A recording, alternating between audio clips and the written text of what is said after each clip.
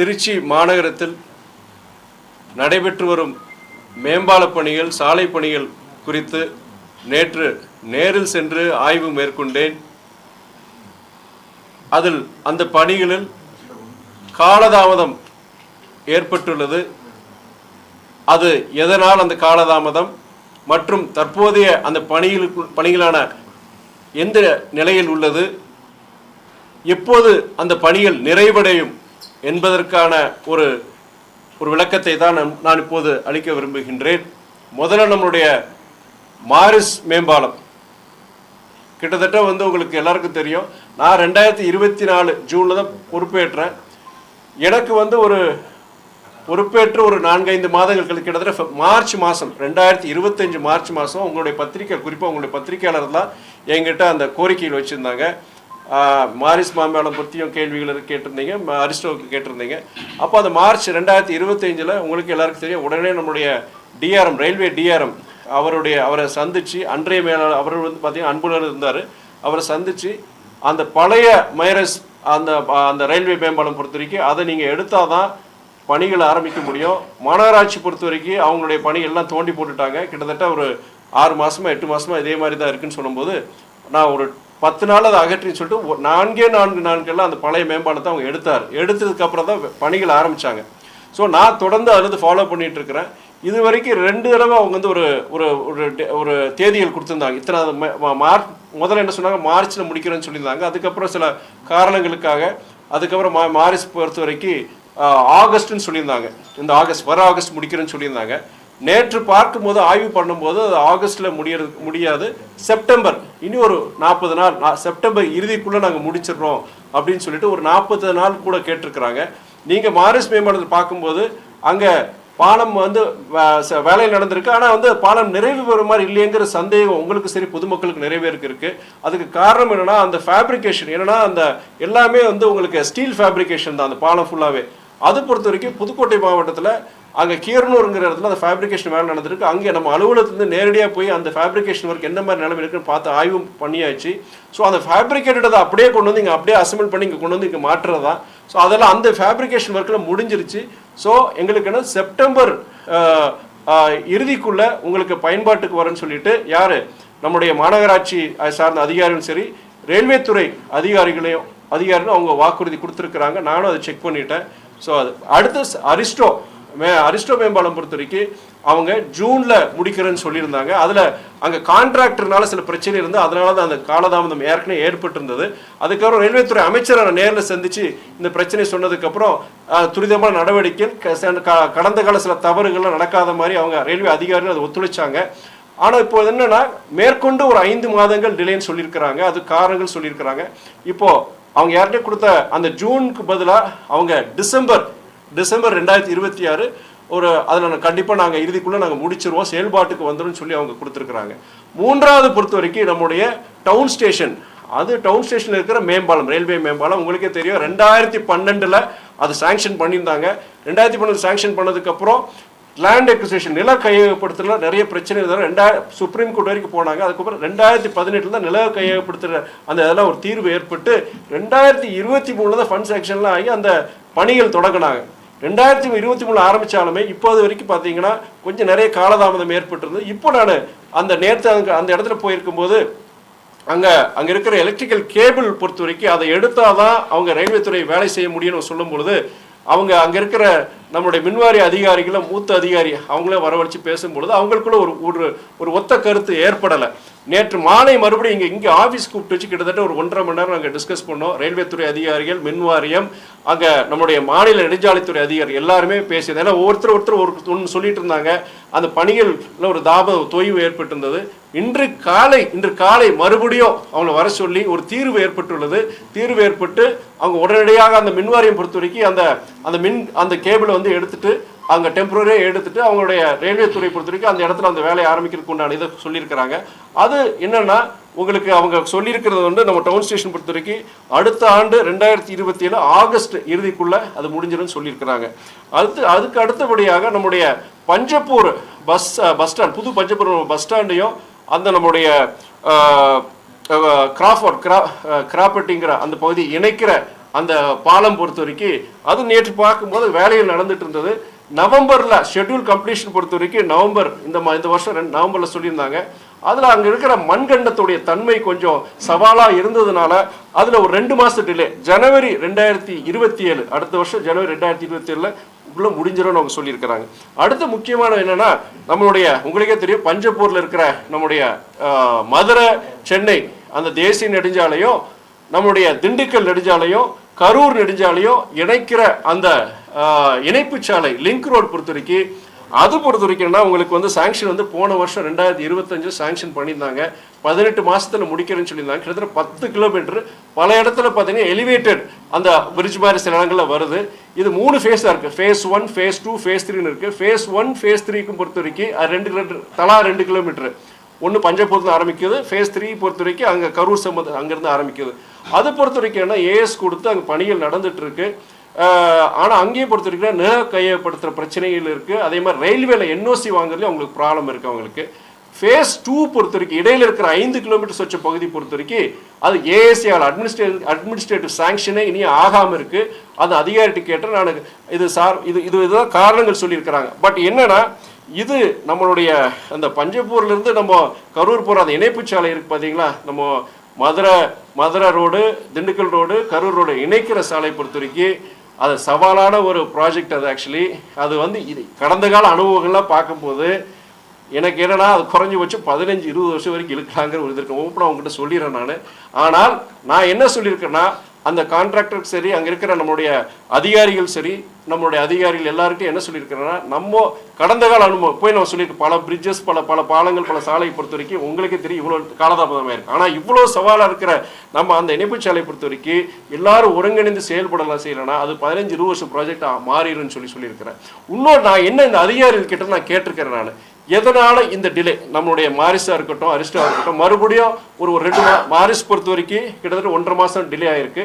Aristo பொறுத்த வரைக்கும் கிட்டத்தட்ட 5 மாசம் டிலே ஆயிருக்கு. இது எதனால காரணம் சொல்லும்போது அவங்க சொன்ன காரணங்கள் என்னன்னா, இந்த கேஸ் சிலிண்டர் தட்டுப்பாடு அந்த இது பொறுத்த வரைக்கும் அங்கே ஃபேப்ரிகேஷன் பண்றாங்க, வெல்டிங் பண்றாங்க, அதுக்கு உண்டான தட்டுப்பாடு இருந்ததுனால எங்களுக்கு வந்து கொஞ்சம் தாமதம் ஆயிடுச்சு. அதுவும் இல்லாமல் இந்த 2 மாசம் இந்த எலெக்ஷன் டைம்னால அஸ்ஸாம், வெஸ்ட் பெங்கால், கேரளா போன்ற வெளி மாநிலங்கள்லேருந்து வந்த தொழிலாளர்கள் பொறுத்த எலெக்ஷன் டியூ அவங்களுக்கான வெளியே போயிட்டாங்க. அதுலேயும் எங்களுக்கு ஒரு ப்ராப்ளம் ஏற்பட்டு சொன்னாங்க. அது நான் ஏற்புடையது இல்லைன்னு சொல்லியிருக்கிறேன் நான்.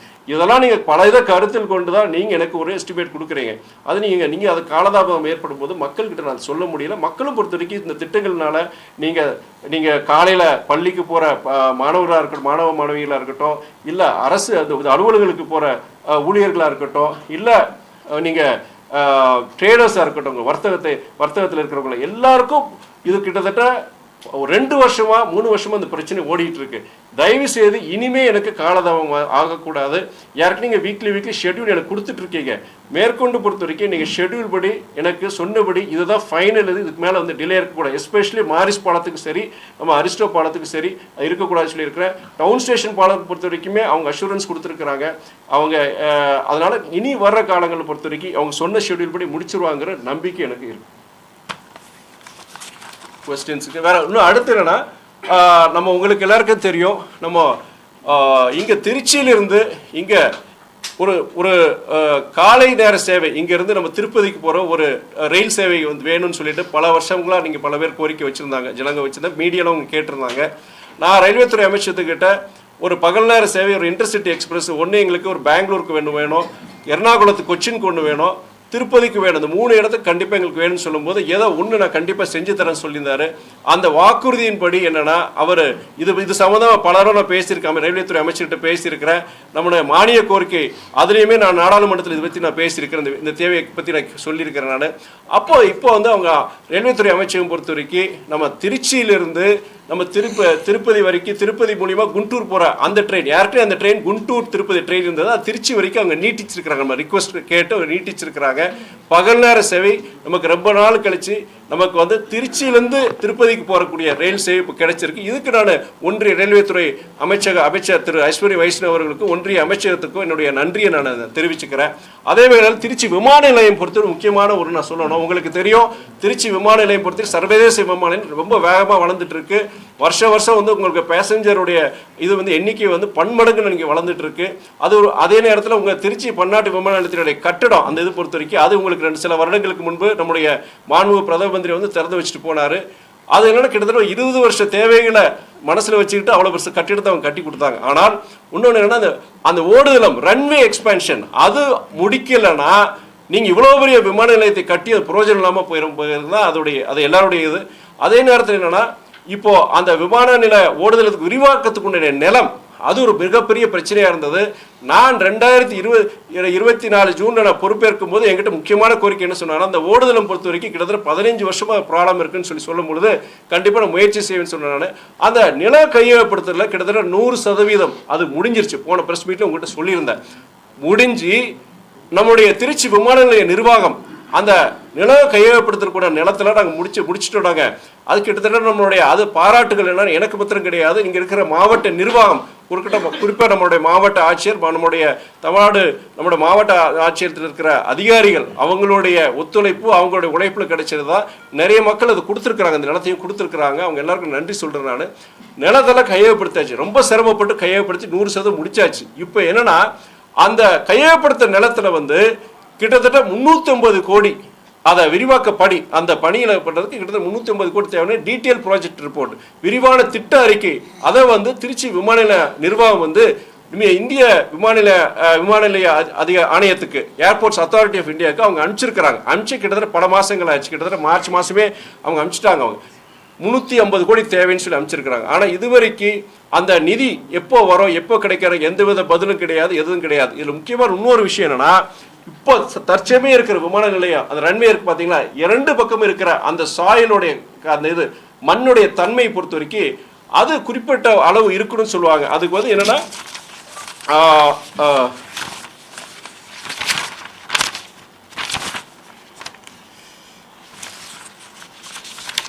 கலிஃபோர்னியா பேரிங் ரேஷன் சொல்லுவாங்க. அதன்படி வந்து குறிப்பிட்ட அந்த மண்ணுடைய தன்மை இருக்குன்னு சொல்லுவாங்க.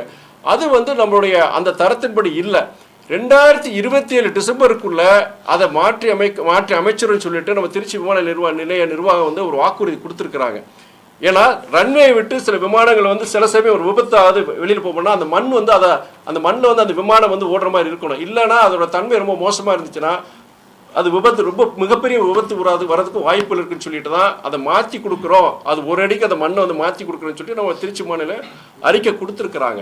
2027 டிசம்பருக்குள்ளே மாற்றிடுன்னு சொல்லிட்டு. ஆனால் இப்போ இருக்கிற விமான சேவைகள் இருக்கும்போது அதை மாற்ற முடியாத சூழ்நிலை இருக்குது. இந்த ரன்வே எக்ஸ்பான்ஷன் பண்ணிட்டா வச்சுக்கோங்க. இப்போ அந்த புதுசாக எக்ஸ்பேண்ட் பண்ண அந்த பகுதியில் பொறுத்த வரைக்கும் இப்போ அந்த விமான சேவைகள் மறுபடியும் அதை தொடங்கலாம். அந்த பழைய இடத்துல வந்து இந்த ரிப்பேர் ஒர்க்கு அந்த பண்ணலாம். அவங்க அந்த மண்ணை மாற்றி செய்கிற வேலையை பண்ணலாம். இப்போ இதை கருத்தில் கொண்டு நம்முடைய ஒன்றிய அரசு சரி, நம்முடைய விமானத்துறை அமைச்சகமும் சரி, இந்த விமான நிலைய அந்த ரன்வே எக்ஸ்பான்ஷனுக்கு உண்டான அந்த நிதி 350 கோடியை வந்து விரைவில் அவங்க சாங்ஷன் பண்ணுங்கிறது என்னுடைய அன்பான ஒரு வேண்டுகோள். இது வந்து இனிய காலதாமதம் செய்யாதீங்க. கிட்டத்தட்ட 14 வருஷமாக அந்த ரன்வே எக்ஸ்பான்ஷன் நம்ம பேசிகிட்டே தான் இருக்கிறோம். நம்முடைய தமிழ்நாடு அரசு நம்மளுடைய திருச்சி மாவட்ட நிர்வாகம் வந்து சிரமப்பட்டு நம்ம திருச்சி மக்களும் சரி அவங்களுடைய தங்களை நிலங்களை கொடுத்து இப்போ நிலம் கிடைச்சிருச்சு. ஆனால் அந்த விரிவாக்கத்துக்கு உண்டான அந்த நிதி 350 கோடியை நம்முடைய விமான போக்குவரத்து துறை அமைச்சகம் அதுக்குண்டான நிதியை உடனே கொடுக்கணும். ஏன்னா உங்களுக்கு எல்லாருக்கும் தெரியும், இன்னைக்கு திருச்சி மாத்திரம் கிடையாது, மத்திய தமிழ்நாட்டுக்கு வந்து ஒரு சர்வதேச நுழைவு வாயிலாக இருக்கிறது நம்ம திருச்சி பன்னாட்டு விமான நிலையமாக இருக்குது. இங்கே தொழில் வளர்ச்சிக்கும் சரி, இன்னைக்கு பல்வேறு இதுக்கு வந்து இந்த தொழில் வளர்ச்சிக்கு சரி திருச்சிக்கு மாத்திரம் கிடையாது, மத்திய தமிழ்நாட்டுடைய தொழில் வளர்ச்சிக்கு இந்த விமான நிலைய வளர்ச்சி பெரிதும் பங்களிக்குங்கிறது எல்லாருக்கும் நமக்கு தெரியும். இனியும் காலதாமதம் ஆகக்கூடாது என்னுடைய அன்பான வேண்டுகோளை நான் இந்த நேரத்தில் கொடுக்குறேன். பொருளாதார நீங்கள் அவர் சொல்கிற காரணம் பார்த்தீங்கன்னா உங்களுக்கே தெரியும். நீங்கள் மேற்கு ஆசிய பகுதியில் பொறுத்த வரைக்கும் நடக்கிற அந்த போர் காரணமாக ஒரு பதட்டமான சூழ்நிலை காரணமாக நீங்கள் ஏற்கனவே உங்களுக்கு தெரியும், உங்களுக்கு கச்சா எண்ணெயுடைய அந்த வருகை நமக்கு கிடைக்காதனால உங்களுக்கு எல்பிஜி கேஸ் சிலிண்டராக இருக்கட்டும், பெட்ரோல் டீசலுடைய விலையெல்லாம் இப்போ கூடிடுச்சு. இப்போ 4வது முறை அதை விலையை ஏற்றிருக்கிறாங்க.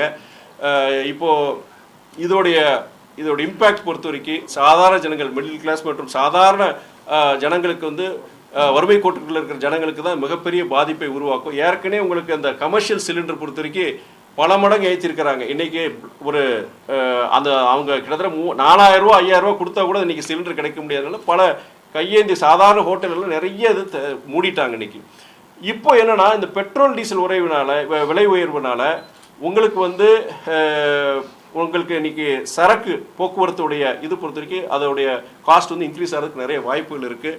அப்படி கூடும் பொழுது நீங்கள் காய்கறி விலையோ இருக்கட்டும், இங்கே எல்லா பொருட்களுடைய அத்தியாவசிய பொருட்களுடைய விலையை உயரும் பொழுது வீக்கம் கண்டிப்பாக இன்ஃப்ளேஷன் அதுவும் வந்து கூடுறதுக்கு போது மொத்தத்தில் பொறுத்த வரைக்கும் சாதாரண ஏழை எளிய மக்களுக்கு எல்லாருக்கும் ஒரு மிகப்பெரிய ஒரு பிரச்சனை சவாலாக இருக்குங்கிறதா ஒரு இதில் என்னென்னா ஒன்றிய அரசு ஏற்கனவே இது ஒரு பதட்டமான சூழ்நிலையை தெரிஞ்சிருக்கு, பல மாதம் முன்னே தெரிஞ்சு முன்கூட்டியே நமக்கு பொறுத்த வரைக்கும் இதுக்குண்டான மாற்று ஏற்பாடுகள் அதை வந்து ஒன்றிய அரசு செஞ்சுருக்கணும். சரி, இப்போனாச்சும் அந்த மாற்று ஏற்பாடுகளுக்கு உண்டானது கச்சா எண்ணெயும் சரி, நமக்கு அந்த எல்பிஜிக்கு உண்டான மாற்று ஏற்பாடுகள் ஒன்றிய அரசு விரைவில் செஞ்சு இது போன்ற ஒரு சவாலான ஒரு சூழ்நிலையிலேருந்து நம்மளை வந்து இந்திய நாட்டையும் சரி மக்களையும் வந்து காப்பாற்ற வேண்டிய கடமை ஒன்றிய அரசு இருக்குது. அவர் சகோதரர் ராகுல் காந்தி சொன்னது வந்து ஒரு உண்மையான கருத்து தான். ஏன்னா வந்து உங்களுக்கே தெரியும், பெட்ரோல் டீசல் இவ்வளோ கூட்டிட்டாங்க. கிட்டத்தட்ட இன்றைக்கி டீசல் பொறுத்த வரைக்கும் பெட்ரோல் பொறுத்த வரைக்கும் 105 ரூபாய் வரைக்கும் வந்துச்சு. இப்போ டீசல் காஸ்ட்டு 96 ரூபாய்க்கு வந்துச்சு. கமர்ஷியல் கேஸ் சிலிண்டர் கிடைக்க மாட்டேங்க. இப்படியே போச்சுன்னா நாளைக்கு இனியும் இந்த ஒரு சவாலான சூழ்நிலை அவர் இன்ஃபேக்ட் ஊரடங்கு உத்தரவு கூட வரலாம்ங்கிற மாதிரி ஒரு பேச்சு இருக்குது. இப்படி இருக்க சூழ்நிலை ஒன்றிய அரசு இதில் அதிக கவனம் செலுத்தி இதுக்கு ஒரு தீர்வு கொடுக்கணும். ஃபஸ்ட்டு திருச்சி சம்பந்தமான மேம்பால பணிகள், சாலை பணிகள், விமான போக்குவரத்து, ரயில்வே துறை என் வேலை இதுதான் உங்களுக்காண்டி செய்யும். உங்களுக்காண்டி திருச்சி ஊருக்காண்டி செய்யணும். இதில் ஏதாவது உங்களுக்கு நீங்கள் கேள்வி கேட்டீங்கன்னா ஜனங்க மத்தியில் பல்வேறு சந்தேகங்கள் இருக்குது, அவங்களுக்கு வந்து பல்வேறு கருத்துகள் இருக்குது. நீங்கள் கேட்குற கேள்விகள் மூலிமா அவங்களுக்கு ஒரு பதிலாக போக முடியும். ஏன்னா அதுக்காண்டி தான் கேட்குறேன்.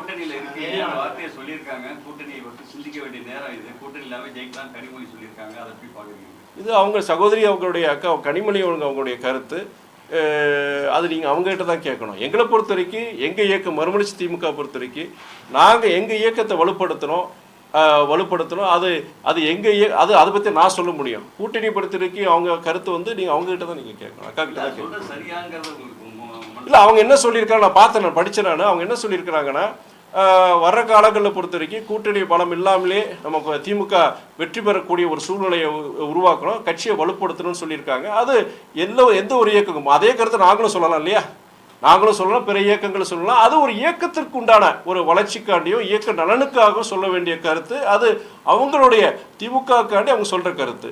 இப்போ அதே கருத்து வந்து எல்லா கட்சிகளுக்கும் உகந்தது தான். தோல்வியை சந்தித்ததுனால கூட்டணி இல்லாமல் ஜெயிக்கலாம் அப்படிங்கிற மாதிரி சொல்லியிருப்பாங்களோ?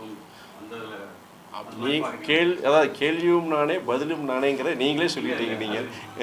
அதனால் வந்து என்னென்னா அவங்க கருத்து அது வந்து என்ன எல்லாருக்கும் அது பொருந்தும். என்னன்னா கூட்டணியே இல்லை, நம்ம தனிச்சு நிற்கணும், நமக்குன்னு ஒரு தனித்தன்மை இருக்கணுங்கிறது எல்லா கட்சிக்காரர்களுடைய விருப்பம். அது பொறுத்த வரைக்கும் அவங்க கருத்து தவறுகள் தான் சொல்லுவாங்க.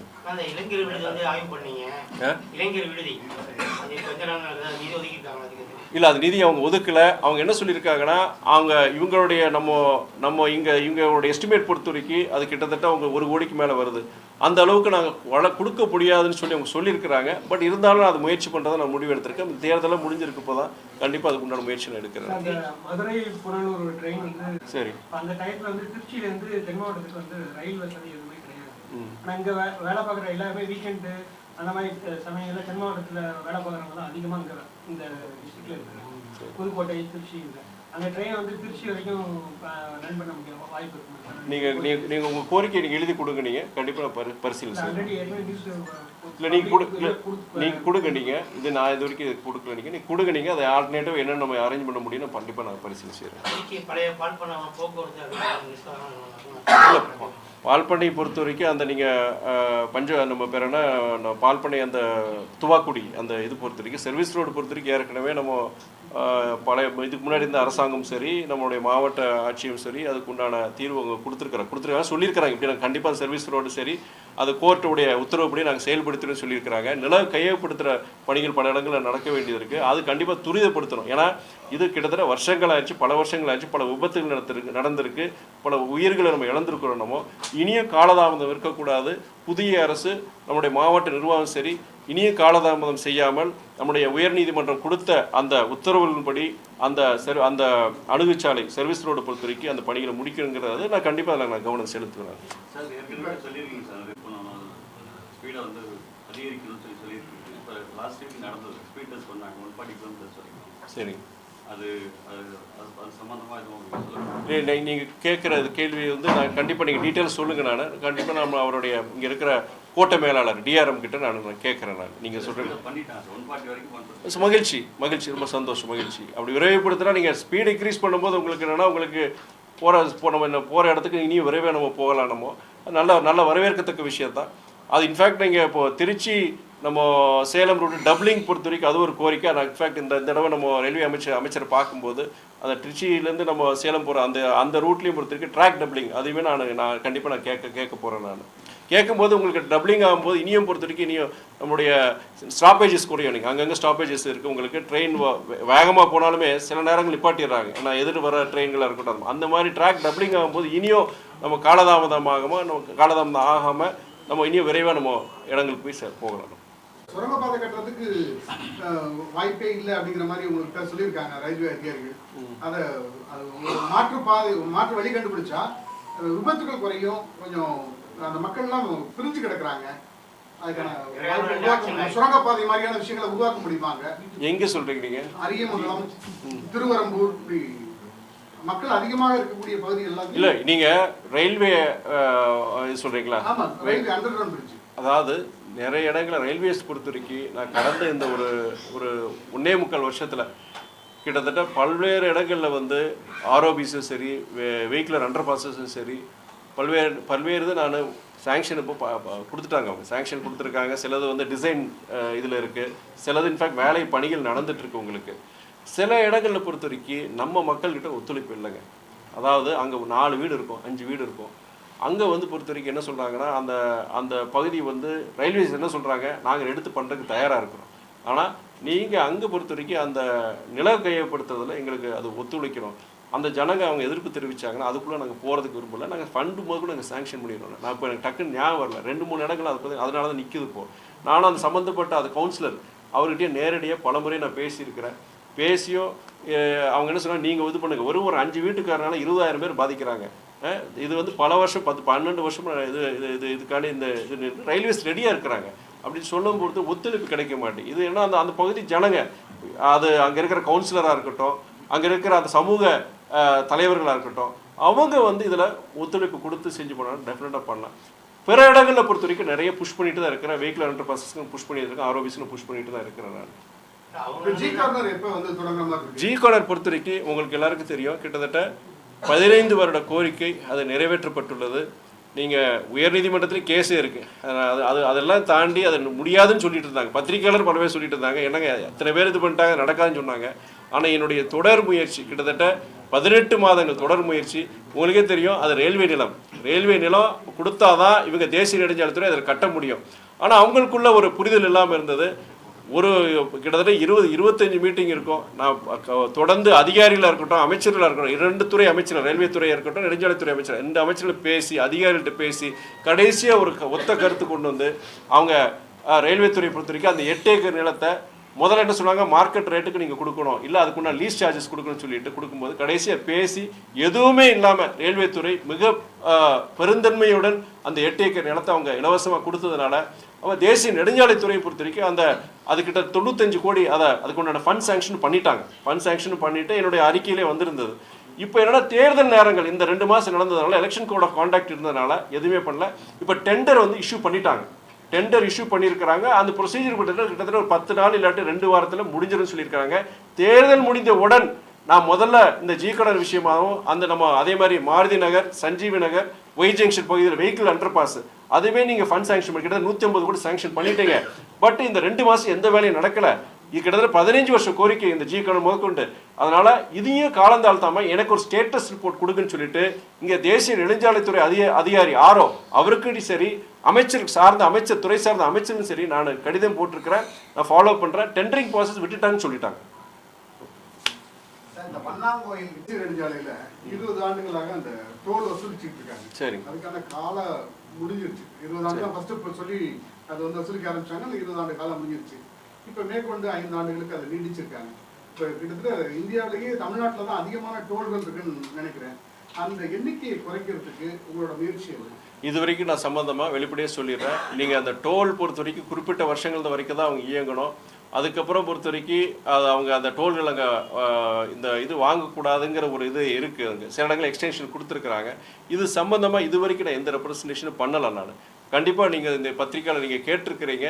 நான் கண்டிப்பாக இது சார்பாக வந்து நம்ம ஒன்றிய அமைச்சகத்துக்கிட்ட சரி, நம்மளோட நாடாளுமன்றத்தில் இது சம்மந்தம் கண்டிப்பாக நான் கேட்குறேன். திருச்சி தஞ்சை தேசிய நெடுஞ்சாலையில் நிலம் கையப்படுத்த வேண்டியது இருக்கு, சர்வீஸ் ரோடு போட வேண்டியது இருக்கு. திருச்சி தஞ்சை சரி. ஆனா திருச்சி கரூர் தேசிய நெடுஞ்சாலையில 16 ஆண்டுகளுக்கு முன்பே நிலம் கையகப்படுத்திட்டாங்க. படுத்தின நிலத்தை, பணம் கொடுத்த நிலத்தை இன்னும் அந்த விவசாயிகள், அந்த மக்கள் தான் பயன்படுத்திட்டு இருக்காங்க. அதை எடுத்து ரோடு போடக்கூடிய பணி இன்னும் நடக்காம இருக்கு அப்படிங்கிற ஒரு குற்றச்சாட்டை அந்த பகுதி மக்கள் தொடர்ச்சியா சொல்லிட்டே இருக்காங்க. நிறைய விபத்துகள் நடக்குதாங்க கரூர் பைபாஸ்ல, அந்த திருப்பாயத்துறையில இருந்து திருச்சி வரைக்கும். திருச்சி கரூர் பொறுத்த வரைக்கும் நான் அதை ஒத்துக்கிறேன். நானே பல முறை அந்த சாலையில் நான் போகிறேன். நான் ரொம்ப குறுகிய சாலை, பல நேரங்களில் விபத்து. இப்போ சமீபத்தில் கூட ஒரு விபத்துகள் நடந்தது, நம்ம அவங்க பத்திரிகையில் படிச்சிருந்தேன். நான் அது என்னென்னமோ தேசிய நெடுஞ்சாலைத்துறை கிட்ட வந்து நான் அமைச்சகத்துக்கிட்ட நான் கேட்டிருந்தேன். இது நீங்கள் இந்த குறிப்பாக இந்த திருச்சி கரூர் இந்த சாலையை பொறுத்த வரைக்கும் இதில் ஏன் வந்து நீங்கள் சொல்கிற பல ஆண்டுகளுக்கு முன்பே லேண்ட் அக்விசிஷன் நில கையப்படுத்தி முடிஞ்சிருச்சு, ஏன் வந்து அது பண்ணாமல் இருக்கிறீங்க அப்படின்னு சொல்லி நான் இன்ஃபேக்ட் பார்லிமெண்ட்லேயும் கேட்டிருந்தேன். கேள்வி நேரத்துலையும் அதை நான் குறிப்பிட்டிருந்தேன். அது சரியான பதில் எனக்கு கிடைக்காத பட்சத்தில் அமைச்சரை நேரில் போய் சந்தித்து நான் கேட்ட கேள்வி கூட சரியான பதில் எனக்கு கிடைக்கலன்னு சொல்லிட்டு இதை பற்றி நான் கேட்கும்போது அவங்க என்ன சொன்னாங்கன்னா, நீங்கள் அந்த இந்த திருச்சி கரூர் நெடுஞ்சாலை ஒரு சைடு உங்களுக்கு தெரியும் ஆறு இருக்குது, ஒரு சைடு வந்து உங்களுக்கு ட்ராக் இருக்குது உங்களுக்கு. இதில் என்னென்னா மேற்கொண்டு அங்கே வந்து விரிவுபடுத்துறதுக்கு உண்டான அங்கே சூழல் கிடையாது. நாங்கள் அதெல்லாம் புதுசாக க்ரீன்ஃபீல்டு, அதாவது புதுசாக நாங்கள் அந்த ரூட் இல்லாமல் நாங்கள் வேறு இடம் நாங்கள் பார்த்து ஐடென்டிஃபை பண்ணிட்டோம். பட் அந்த கான்ட்ராக்டருக்கு உண்டான அந்த பர்டிகுலர் அந்த பீரியட் வச்சுருப்பாங்க, அது அவங்களுக்காக கொடுத்துருப்பாங்க. அவங்க தான் டோல் போட்டு வசூல் பண்ணிகிட்டு இருப்பாங்க. அது வந்து முடியறதுக்கு இனி சில மாதங்கள் தான் இருக்குது. அது முடிஞ்ச உடனே இந்த புதுசாக அந்த க்ரீன்ஃபீல்டு அந்த ஹைவே, அதாவது நம்ம திருச்சியிலேருந்து கரூர் போகிறது, கரூர் சேலம் போகிற அந்த இது வந்து நாங்கள் கண்டிப்பாக பண்ணிடுவோம். இது இன்ஃபேக்ட் காலதாமதம் ஆகிருக்கு. நான் இந்த காரணத்துக்காண்டி இப்போ இருக்கிறதுல நாங்கள் விரிவுபடுத்தக்கூடிய சூழ்நிலை கிடையாது, சாத்தியம் படாது. அதனால் நாங்கள் புதுசாக ஐடென்டிஃபை பண்ணியிருக்கோம். ஆனால் இப்போவே அதை எடுத்தானா இப்போ இருக்கிற அந்த கான்ட்ராக்டரை பொறுத்த வரைக்கும் நாளைக்கு கோர்ட்டுக்கு போகலாம். இந்த சூழலை பொறுத்தவரைக்கும் எடுக்க முடியாது. பட் இது நாங்கள் கண்டிப்பாக நான் செய்யணும்னு சொல்லிட்டு நேரடியாக அமைச்சரே அதிகாரி மூலிமா எனக்கு பதில் சொல்லியிருந்தார். அதனால் ஆனால் அந்த திருச்சி கரூர் பொறுத்த வரைக்கும் அது செய்ய வேண்டிய விஷயம். ஏன்னா பல உயிரிழப்புகள், நானே போகும்போது நான் ரொம்ப பயப்படுற ரூட் வந்து அந்த திருச்சி கரூர் ரூட். நான் ஒத்துக்கிறேன். அது கண்டிப்பாக என்னுடைய அதிக கவனமும் அதில் செலுத்துவேன். சரிங்க, நான் கண்டிப்பாக நீங்கள் அது இப்போ நீங்கள் சொன்ன இப்போ மீட்டிங் முடிஞ்ச பிறகு நீங்கள் கொடுங்க. நீங்கள் அது ஹைமாஸ் பொறுத்த வரைக்கும் பெரிய இஷ்யூ கிடையாது. நான் கண்டிப்பாக அதை நான் பரிசீலனை செய்து கொண்டு வந்து அது அங்கே ஸ்பாட் விசிட் மாதிரி பண்ண சொல்கிறேங்க. அந்த அலுவலகத்துலேருந்து தேவைப்பட்ட உடனே நிறைவேற்றி கொடுத்துறேன் நான்.